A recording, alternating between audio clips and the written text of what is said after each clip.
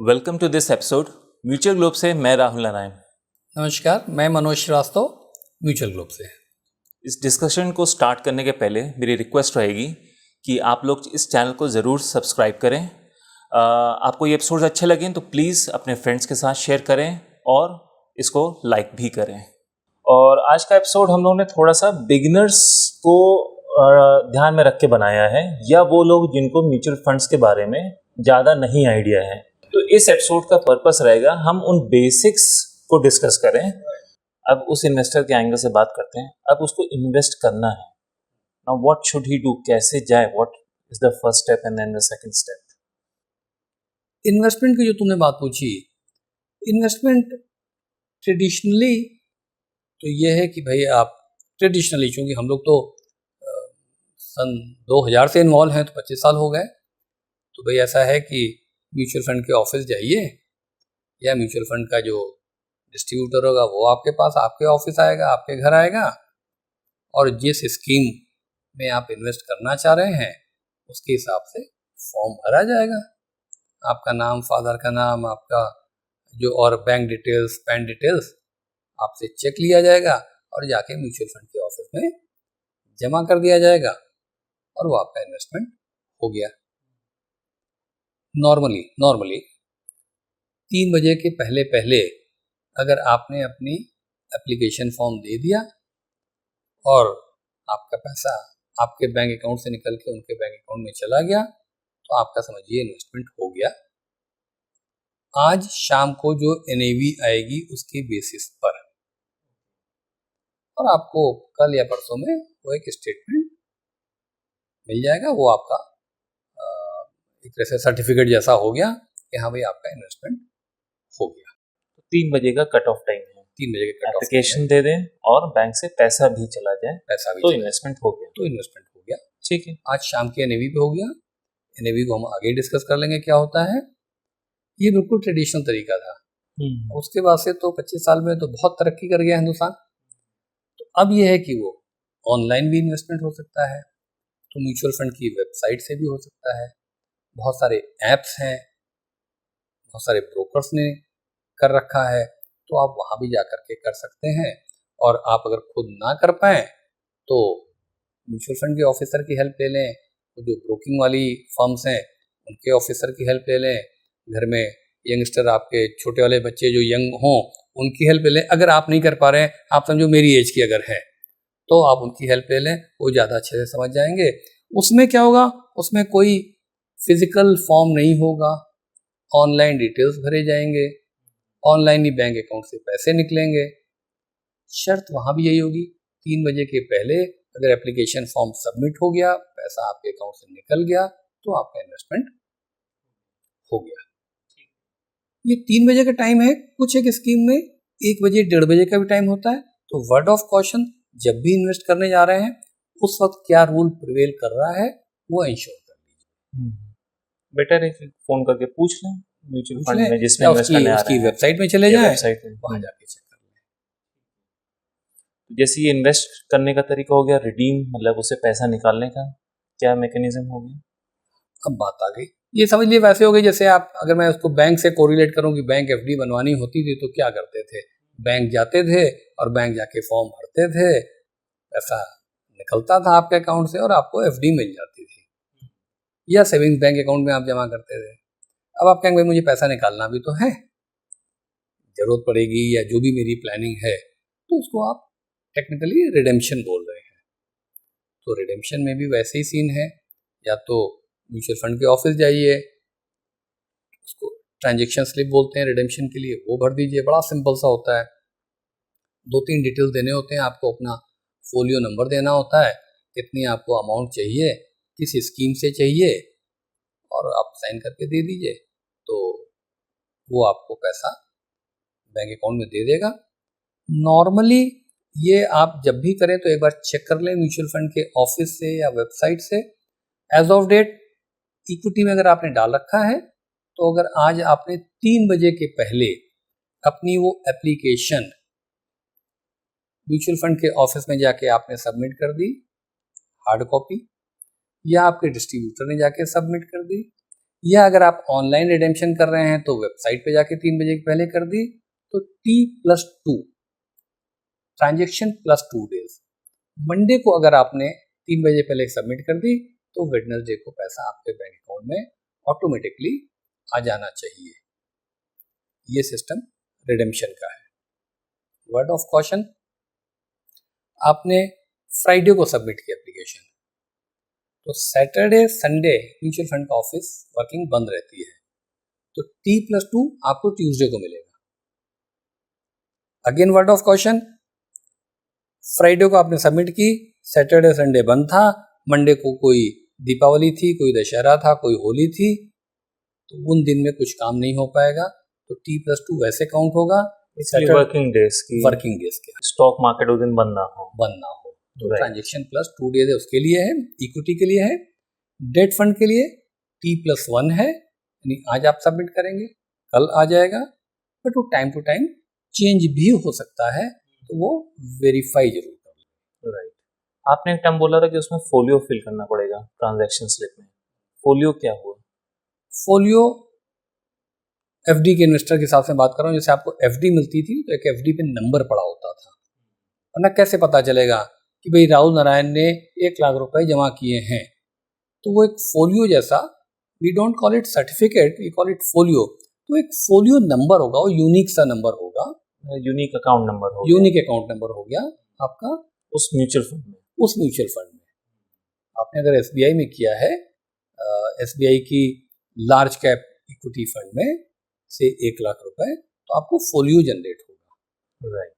अब इसके बाद में ये भी हो सकता है कि आपने लगा कि नहीं भाई 1 महीने बाद मुझे मिड कैप में भी करना है, तो आपने मिड कैप में भी उसी म्यूचुअल फंड में, अभी हम क्योंकि एसबीआई का नाम ले रहे हैं एग्जांपल में, तो वही तो एसबीआई की मिड कैप में भी आपने जाके फिर 25,000 रुपये और इन्वेस्ट किया, तो आपके पास बहुत अच्छा तरीका है, जब इन्वेस्ट करें बजाय हर बार नया फोलियो खोलने के आप पिछले फोलियो का नंबर ही दे दें, तो वहां पे जाकर के उसी फोलियो में आ जाएगा।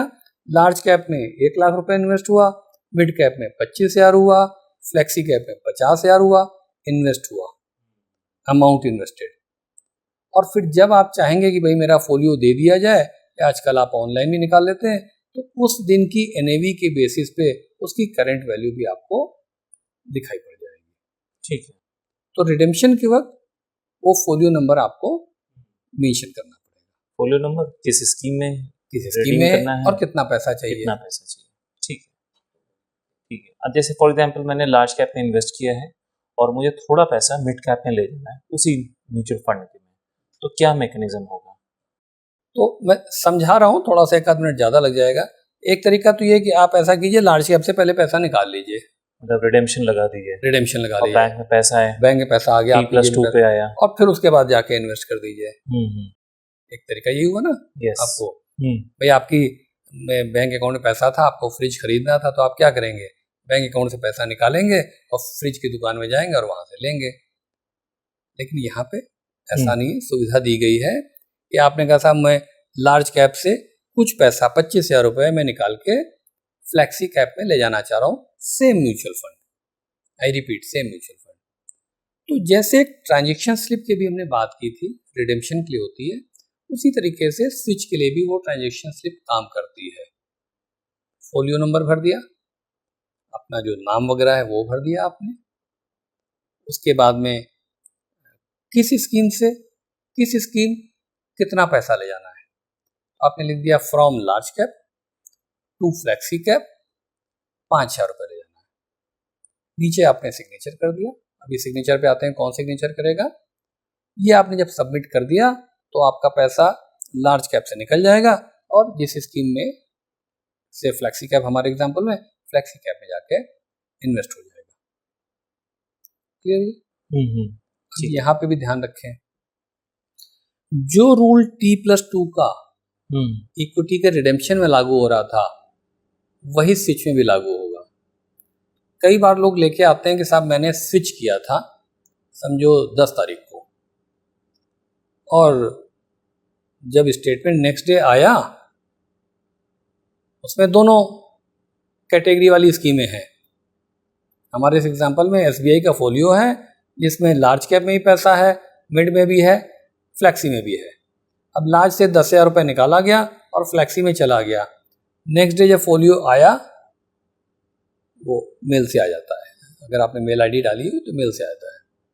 तो वो बड़े शॉक्ड होते हैं, अरे मेरा पैसा तो निकल गया लार्ज कैप से 10 तारीख की डेट पे, लेकिन फ्लैक्सी में नहीं जुड़ा आगे, अभी क्या गड़बड़ हो गया, पैसा गया कहाँ? इन ट्रांजिट है वो उसमें दिखाई नहीं पड़ता है, अकाउंट ट्रांजिट है वो 2 दिन बाद ही दिखाई पड़ेगा।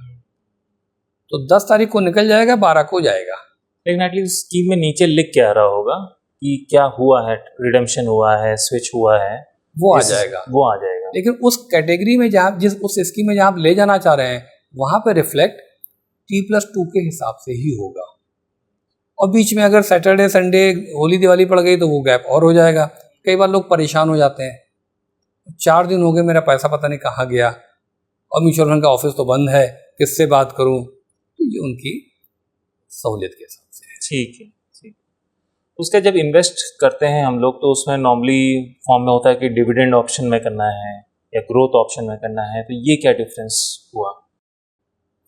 इस पे आने से पहले मैं वो बोल दूँ, नहीं तो मैं भूल जाऊँगा, कि जो सिग्नेचर की बात की थी, तो देखिए क्या है कि जैसे बैंकों में होता है, अगेन वही है, आप चाहें तो केवल अपने नाम से इन्वेस्ट करें तो आपको फॉर्म भरते वक्त टिक करना पड़ेगा, वही सोल इन्वेस्टर है। आप चाहें तो ज्वाइंटली कर सकते हैं, आप और आपकी वाइफ, आप और आपका बेटा, आप और आपका भाई या बहन, तो ज्वाइंट कर सकते हैं। और एक ऑप्शन और मिलता है एनीवन और सर्वाइवर।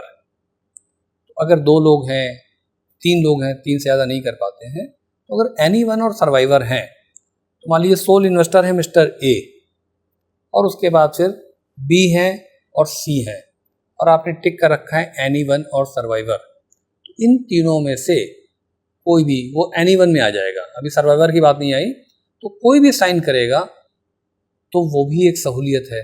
ऐसा नहीं है कि जिसको पैसा चाहिए वही साइन करे, वो किसी वजह से बिजी है, ट्रैवल कर रहा है, तो बी और सी भी अगर इन्वेस्ट कर देगा तो चलेगा, पैसा रिडेम्पशन या स्विच हो जाएगा। क्लियर हो गया? अब आ गई डिविडेंड और ग्रोथ ऑप्शन।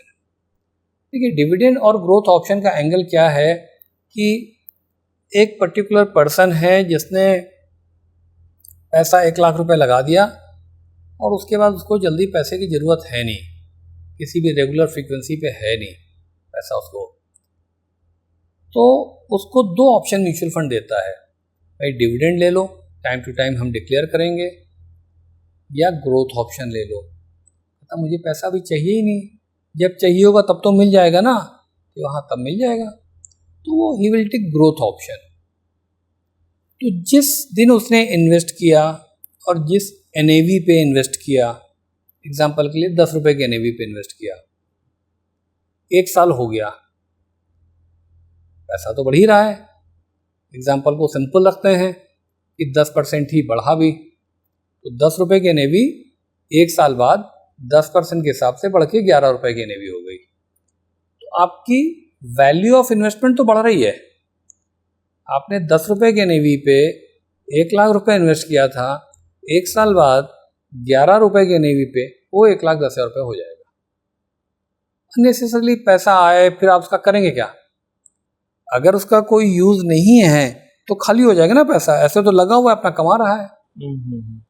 लेकिन आपको ऐसा है कि भाई टाइम टू टाइम पैसा जो बढ़ रहा है, ग्रोथ आ रही है, वो मुझे चाहिए भी, मेरे खर्चे भी होते हैं, तो आप डिविडेंड ऑप्शन को टिक कर देते हैं। तो टाइम टू टाइम जब डिक्लेयर होता है तो वो आपके बैंक अकाउंट में डिविडेंड की अमाउंट क्रेडिट हो जाती है, ये तरीके से। ठीक। फाइनली ये जैसे SIP, SWP, STP, ये जो वर्ड्स हैं, इनका क्या मतलब हुआ? देखिए अभी हम लोगों ने बात की इन्वेस्टमेंट की, तो आपने कहा साहब मुझे 1 लाख रुपए इन्वेस्ट करना था, SBI लार्ज कैप में करना था, मैंने 1 लाख रुपए इन्वेस्ट कर दिया, खत्म हो गया, ये वन टाइम इन्वेस्टमेंट हो गया। तो आप रिटायर्ड हुए, आपको रिटायरमेंट का पैसा मिला, आपने कोई प्रॉपर्टी बेची उसका पैसा मिला, या और कोई इस तरह का पैसा मिला जो आपको बार बार नहीं मिलेगा, तो आपने जाके लमसम इन्वेस्ट कर दिया। अब आप जॉब में हैं, महीने की तनख्वाह मिलती है से 50,000 रुपये, आपका खर्चा होता है, रेंट जाता है, बच्चे की पढ़ाई जाती है, और उसके बाद आपको लगता है भाई हर महीने मेरे 10,000 रुपये बच जाते हैं।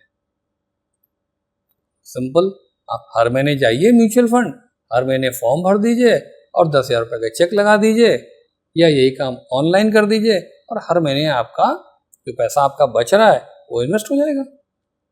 म्यूचुअल फंड ने इसको कन्वीनियंट कर दिया।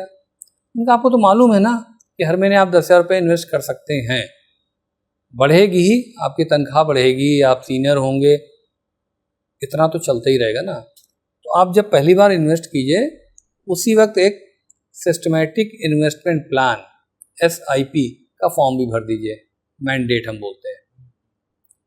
उसका मतलब ये हुआ, पहला इन्वेस्टमेंट तो आपने वन टाइम कर दिया, वो आप 1 लाख कर दो, 10 लाख कर दो, जितनी मर्जी आपकी कर दो, और फिर आपने कहा कि भाई हर महीने 10,000 रुपये तो मैं इन्वेस्ट कर सकता हूँ, सिस्टमेटिक इन्वेस्टमेंट प्लान। तो अगर आपने मैंडेट साइन कर दिया, ड्यू फॉर्म को साइन कर दिया, हर महीने वो 10,000 रुपये जो डेट आपने डिसाइड की है, आपकी तनख्वाह आती है 4 तारीख को, तो आप डिसाइड कर लो 2 दिन और छोड़ दो, संडे वनडे हटा दो, 10 तारीख को, हर महीने 10 तारीख को आपके बैंक अकाउंट से वो पैसा निकल के और म्यूचुअल फंड में ऑटोमेटिकली इन्वेस्ट हो जाएगा।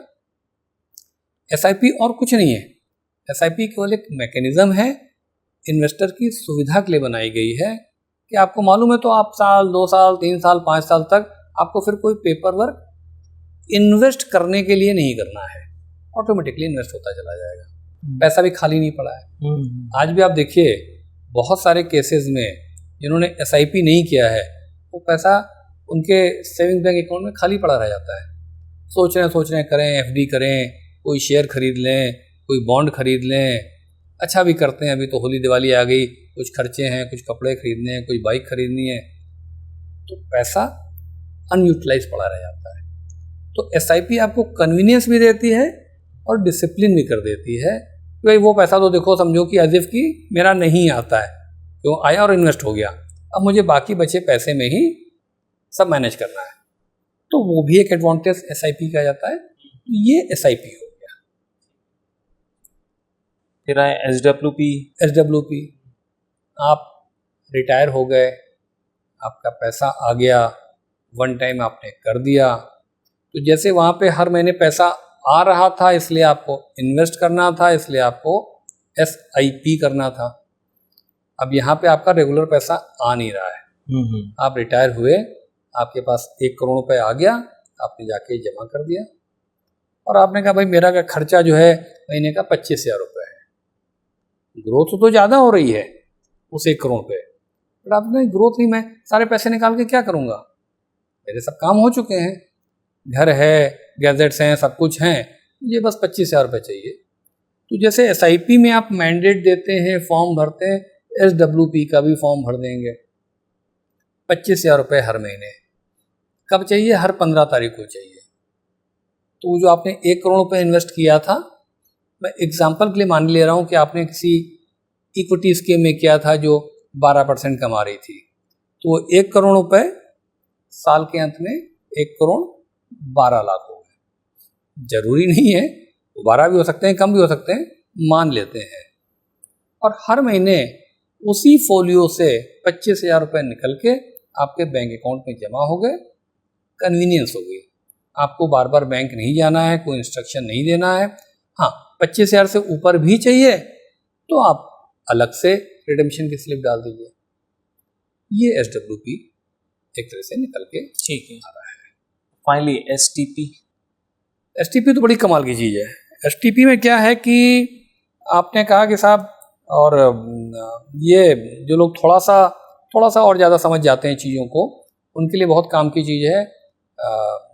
आपके पास पैसा आया, आपने प्रॉपर्टी बेची 1 करोड़ रुपए की, या रिटायर हुए 1 करोड़ रुपए। अब रिटायरमेंट के बाद में आपसे कहा जाए कि भाई जाइए और इक्विटी में लगा दिए, बड़ा अच्छा रिटर्न आता है, और लगाया और पता चला नीचे आ गया, आप परेशान हो गए। और 60 के बाद में आपको परेशान होने का नहीं होता है, रिटर्न कम आया ज़्यादा है, ये मेरा भी मानना है।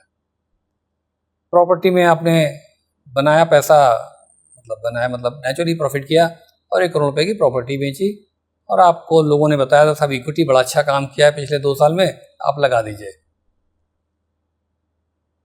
प्रॉपर्टी का पैसा घट जाए बड़ा खलता है, और घट के 80 लाख रह गया, तो आप 80 लाख भी निकाल लेंगे, यार अच्छी खासी प्रॉपर्टी मकान बना था मैं, फिर तो वही ठीक था, ये तो 80 लाख रह गया। इन सब चीज़ों से बचने के लिए और इक्विटी का फ़ायदा लेने के लिए एक मैकेनिज्म है सिस्टमैटिक ट्रांसफ़र प्लान। तो आप क्या करें, वो 1 करोड़ रुपए डेट फंड में डाल दें। We have not discussed debt fund so far. समझने के लिए मान लें कि एफडी जैसी चीज़ है, एफडी जैसी, जो कि गवर्नमेंट सिक्योरिटीज ले रही है या कोई और इस तरह के अच्छे बॉन्ड्स ले रही है। वहाँ पे ऐसा नहीं होगा कि 1 करोड़ रुपए 80 लाख रुपए रह जाएगा, और फिर कुछ परसेंटेज आपने 1% पर मंथ इंस्ट्रक्शन दे दिए। जैसे आप एसआईपी के लिए फॉर्म भरते थे, मैंडेट साइन करते थे या एसडब्ल्यू के लिए करते थे, उसी तरह से एसटीपी का कर दिया। हर महीने 1 करोड़ रुपए में से 1 लाख रुपए निकलेगा, डेट फंड से निकला, इक्विटी की स्कीम में चला गया। हर महीने 1 लाख रुपए निकला और इक्विटी की स्कीम में चला गया। कुछ कुछ एसआईपी जैसा हो रहा है, मार्केट बढ़ रहा है, घट रहा है, आप हर लेवल पे एंटर कर रहे हैं। इधर डेट फंड में लगा है, जो कि अगर आपको मान लो 6 से 8% दे रहा है, तो यहाँ तो स्टीडी ग्रोथ चली रही है, वहाँ फ्लक्चुएशन चल रहा है।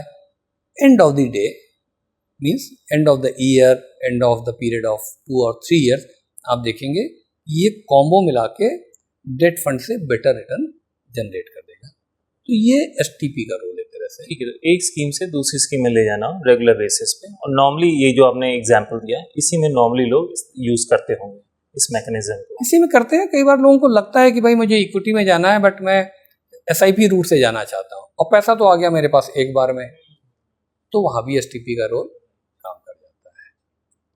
तो हम लोगों ने लार्जली जो बेसिक्स जो मालूम होने चाहिए एक बिगिनर को, वो हम लोगों ने डिस्कस कर लिया है। इसके अलावा कोई और टॉपिक? बहुत सारे टॉपिक हैं। अभी तो डेट फंड पूरा बाकी है, अभी टैक्सेशन का बाकी है, तो वो एक एक करके लेते चलेंगे। तो हमारी ये सीरीज़ है जो कि म्यूचुअल फंड के बेसिक्स पे है, और ये अभी जारी रहेगी। कुछ एपिसोड्स हम लोग इस पे बनाएंगे, तो आप प्लीज़ देखते रहिएगा, सब्सक्राइब करते रहिएगा, क्योंकि इससे रिलेटेड अभी कई और टॉपिक्स बचे हैं जो आगे के एपिसोड्स में कवर होंगे।